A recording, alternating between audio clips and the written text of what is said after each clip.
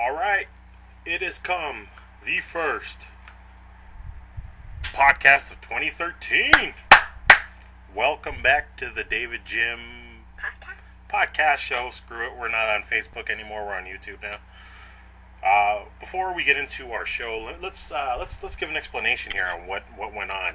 I stopped around November, so it's been about almost 2 months. Woo, whoa, that's a long vacation. And well, the reason for that is because things got busy around the holidays, and then I just kind of felt like, well, here I am using up my whole day off researching stories and putting on the show, and I got like what, 3 listeners? I got like 3 listeners, and I just basically lost interest in it. And then I just said, you know what? Screw this. I'm gonna come back at the beginning of the year and put this stuff on YouTube. TubeU. Tube. No. And no, what's it called then? YouTube. You too? Me too. That rhymes. Yeah, you too, me too. We too. So I ultimately made the decision to just say, all right, you know what? Screw Facebook. Let's switch this thing over to YouTube, and let's see what happens with that. Let's see how that goes. Segments are going to be a little bit shorter because of the time restraints that we are allowed. So let's go ahead and get this thing started real quick. Kevin, how was your vacation? Yeah, it was pretty good, man. I went to the mountains, and we got snowed into we got snowed in. You got snowed in? How? Yeah, we were in a cabin, and then all the snow just started piling up around us. Wait, you were in an avalanche? Is that why you didn't call me for like 2 weeks? Yeah, man, it was pretty crazy, but you know, it's cool because we got out. How'd you guys get out? Yeah, we like got this gas can, and it shot the cabin out. Whoa, dude, I think I saw that on The Simpsons. Yeah, no, it was us. All right, Haley, how was your vacation? Good. Good. What'd you do? I went to my grandma's house to celebrate Christmas. Oh yeah, was I there? Yes. All right, David Jim putting in the work. All right, so what do we got going on today? We got a couple things going on today. Excuse me. We got the best companies to work for. We got the most hated and most loved degrees that employers are looking for, and Subway coming up short. We'll explain that. So let's go ahead and get right into the degrees that the employers love and hate, because everyone thinks, oh, I'm going to go to college, I'm going to get a bachelor's degree, and I'm going to succeed in this world. I'm going to go out there, get the world, just roll it into a ball and shove it in my pocket. Doesn't work that way. So let's see, because I don't want you guys to waste your time or money. I really don't. So what's the number one most loved degree out there?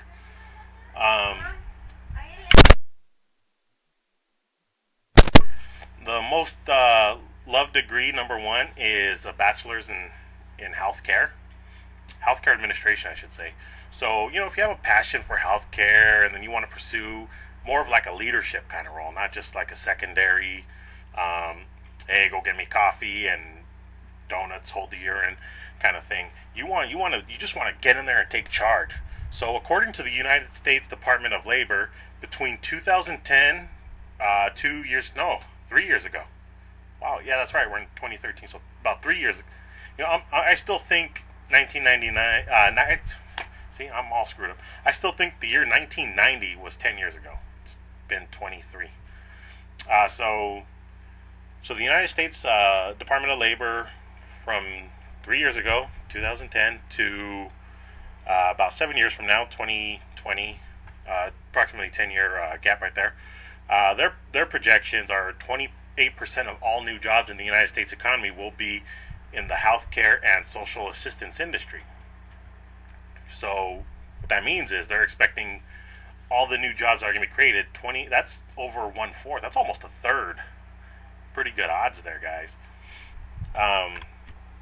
So hard times. I say that in quotes because that's the name of the study they call it here.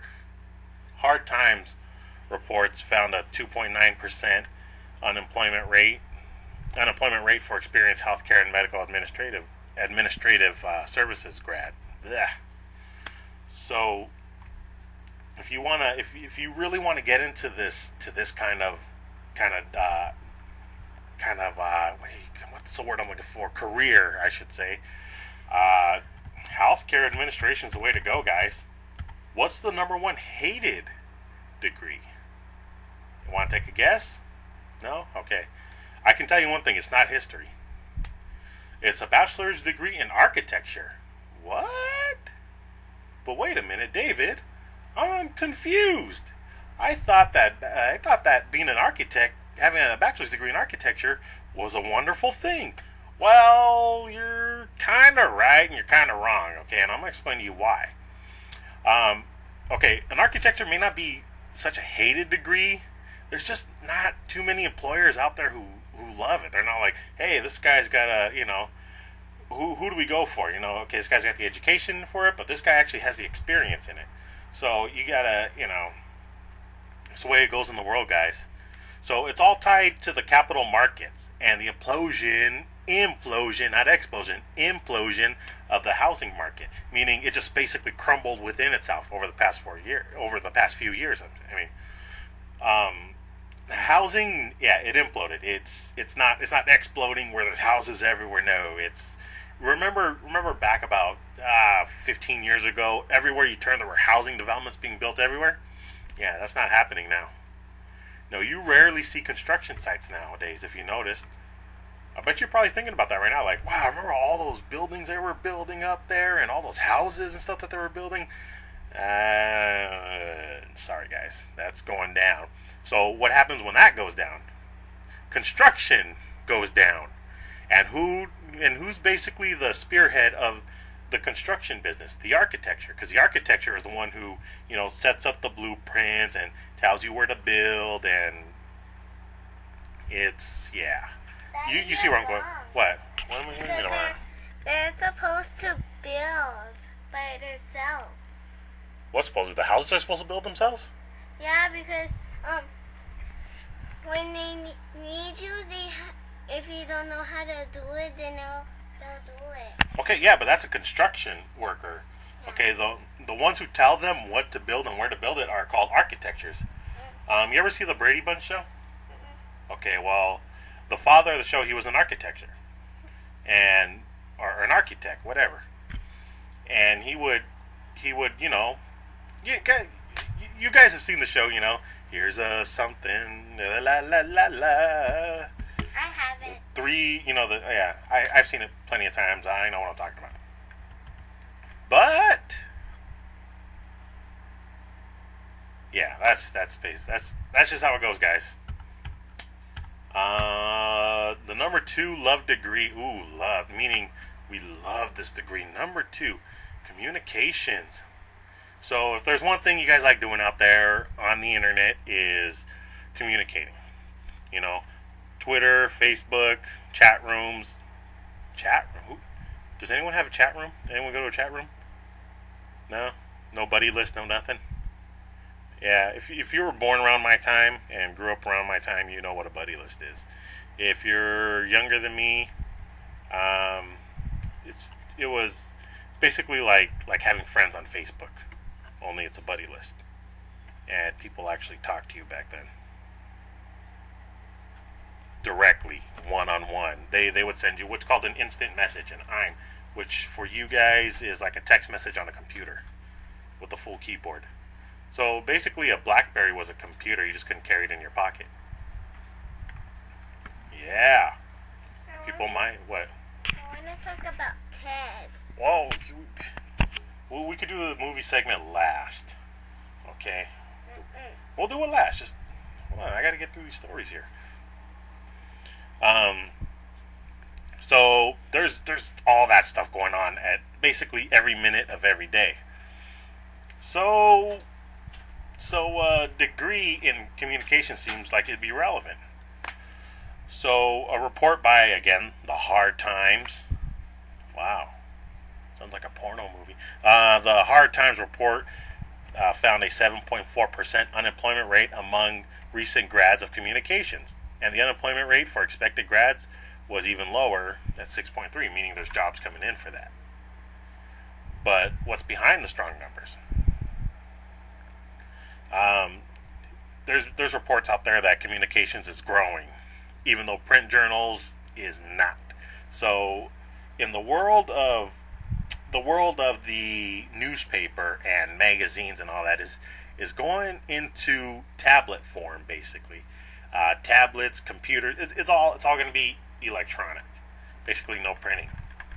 So the print department, these guys who make Canon printers and all that, they are screwed. They're probably not a company you're going to want to work for. So it's added that, communications include a lot of internet stuff and a lot of institutional work. Heathfield echoes this optimism. He's one of the guys involved in the study, Heathfield. So the explosion, the absolute. Remember how I was talking about implosion? This is explosion of social media. Social media is huge right now. It's going to get bigger. We all basically have. We've all heard of Facebook, whether you have one or not. That goes upon your preference. Me personally, I'm on Twitter, a little bit of Instagram. Although I've been posting a lot of memes lately. Those memes were made by me, of course, the ones I've been posting lately. As you may have seen. So if you guys want to if you guys are looking for something that's just gonna just blow out the competition, communications. There you go. Wow, the hated degree, a bachelor's in hated degree number 2, bachelor's in fine arts. What? But I thought fine. Okay, you guys get the idea. So we're not trying to stunt your growth as an artist here. We're not trying to say, hey, you know what? Put that paintbrush down and pick up a computer. No. We're not trying to say that. It's just uninspiring advice that they have for it. So there's a report by, again, Hard Times.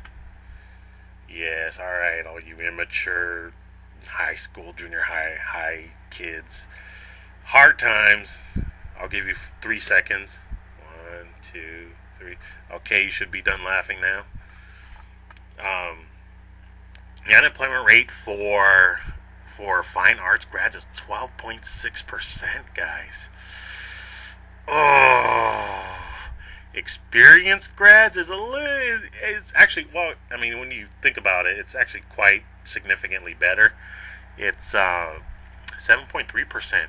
That's if you have experience, which is pretty hard to get because everything you apply for within the fine arts community want experience. How can you get it if you don't get hired? But a lot of people seem to be getting a degree in art, and I get it. Drawing and all, it's fun. It's fun to do, but is it really worth the student loan payments? No. But you can do it as a secondary thing, as like an elective. Like when you go to high school, you take an elective. Well, you can do that with fine arts. So if you want to study fine arts, it's really about your coursework. Well, which I don't really know exactly what it would be. I mean, that you can look up. But you can go to like studio art, art history, English, even social science, I think.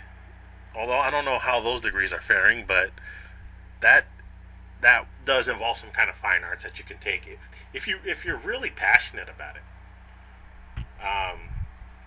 I say just go for it, guys. Okay, very good. We are going to have to take a break pretty soon because I got a couple more that I got to get into before we move on to our next segment. So we're going to go ahead and stop right here, and when we come back, we'll go ahead and finish up this segment. Then we'll go into the best the best companies to work. I don't want to do the worst because I don't want to get sued.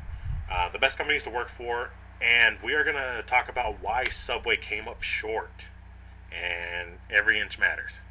tell you that, guys. Okay, so we're going to be right back, and I'll see you guys in a little bit. David Jim Podcast.